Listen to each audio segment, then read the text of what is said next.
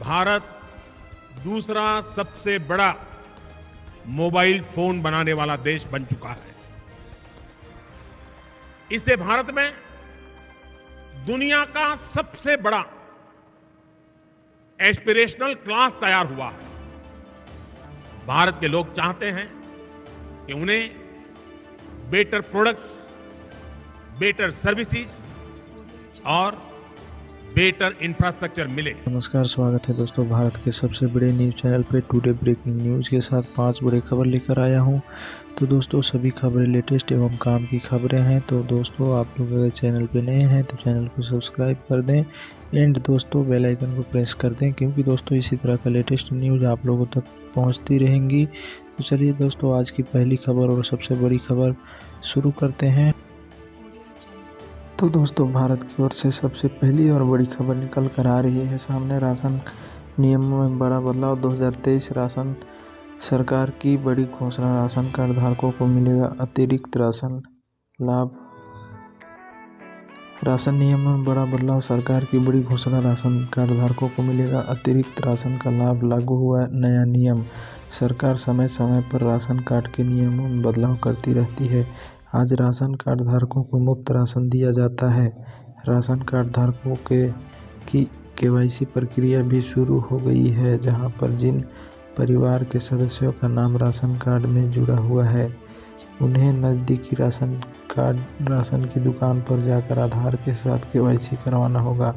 जिन धारकों के पास केवाईसी नहीं है उनके नाम से राशन नहीं दिया जाएगा। केंद्र व राज्य सरकार द्वारा राशन कार्ड धारकों को कई प्रकार की सुविधाएं उपलब्ध कराई जा रही है। राज्य सरकार लाभार्थियों के लिए देने की घोषणा कर रही है। इससे पहले हमारी सरकार ने प्रदेश के 20 लाख राशन कार्ड धारकों को 13 किलो आटा देने का निर्णय लिया था। इससे पहले राशन कार्ड धारकों को 12.55 किलो आटा उपलब्ध कराया जाता है।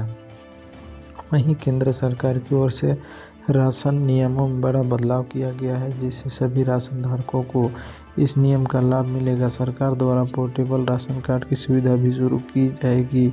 इसके लिए ई-केवाईसी राज्यों में लागू किया जा चुका है। इसे पूरे देश में शुरू करने की योजना तैयार की गई है।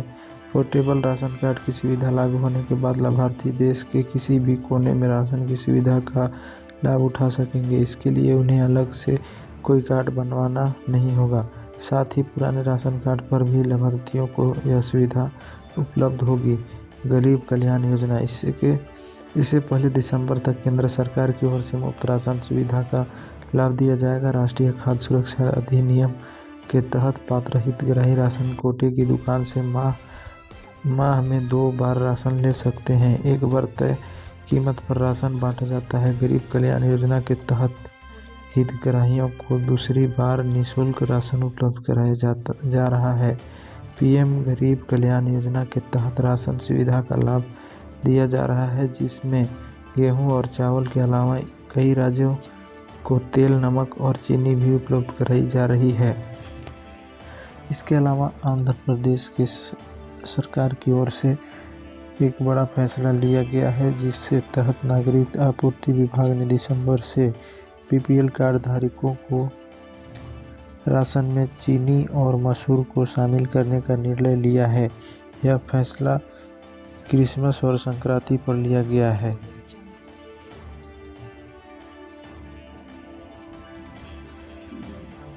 इसके साथ साथ दोस्तों दूसरी और सबसे अच्छी खबर गरीब किसानों के लिए निकल कर आ रही है सामने। इस 17 के पेश हुए बजट में गरीबों के लिए बड़ा ऐलान किया गया है। वित्त मंत्री निर्मला सीतारमण ने 1 फरवरी 2023 को पेश हुए बजट में गरीब परिवारों के लिए बड़ा ऐलान करते हुए प्रधानमंत्री गरीब कल्याण अन्न योजना को बढ़ाकर 1 वर्ष कर दिया है, जिसमें गरीब पात्र परिवारों को मुफ्त राशन योजना का लाभ मिलेगा। इस प्रधानमंत्री की गरीब कल्याण अन्न योजना के अंतर्गत प्रति व्यक्ति 5 किलो मुफ्त राशन वितरण किया जाएगा। इस योजना को कब से कब तक बढ़ाया गया है, इसकी पूरी जानकारी इस वीडियो के माध्यम से हम आपको बताएंगे। तो दोस्तों वीडियो में अंत तक बने रहें। आपको बता दें कि 1 फरवरी 2023 में पेश किए बजट में वित्त मंत्री निर्मला सीतारमण द्वारा मुफ्त राशन योजना को 1 फरवरी 2023 से 1 साल के लिए बढ़ा दिया गया है, जिसमें प्रधानमंत्री गरीब कल्याण योजना अन्य योजना के अंतर्गत प्रत्येक पात्र परिवार को इस योजना का लाभ 1 साल तक मिलता रहेगा। इस योजना की शुरुआत अप्रैल 2020 में कोरोना काल के संकट को देखते हुए गरीब परिवारों के लिए शुरू किया गया था।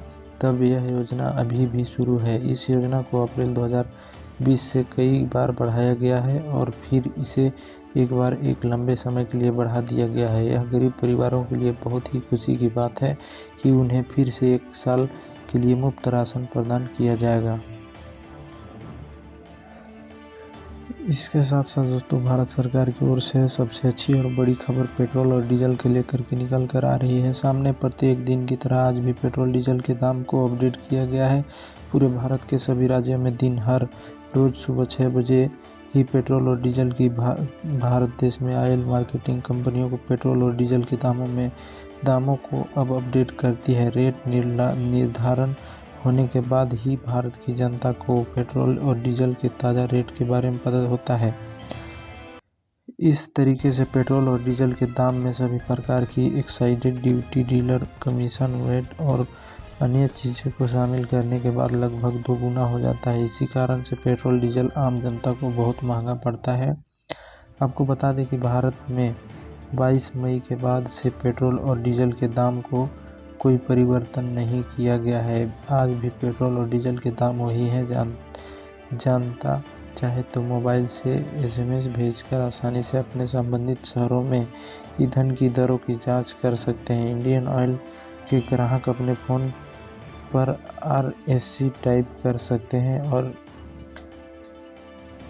92 24 99 22 49 पर SMS भेज सकते हैं, जबकि हिंदुस्तान पेट्रोलियम के ग्राहकों को HPPR ICC टाइप कर 92 22 20 11 22 पर SMS भेजना होगा। भारत पेट्रोलियम के ग्राहकों को RSP टाइप कर 92 23 11 22 22 पर SMS भेजना होगा।